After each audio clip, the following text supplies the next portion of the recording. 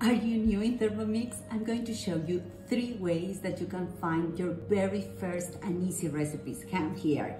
This book, the basic one, is also in your Thermomix, so you can in menu, go My Recipes, Saved Collections, and here is the basic cookbook. And it's going to give you 130 recipes, different ones. Second option, in Cookie Do directly, you can type first class and you will have 11 recipes. Third option, type cooking experience and here you will have 80 other recipes.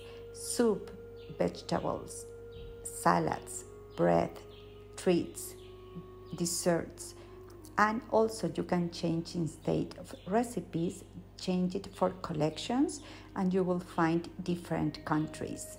Choose the one that you want, for example, a lemonade, a berry foam, whatever you want, and start to cook now.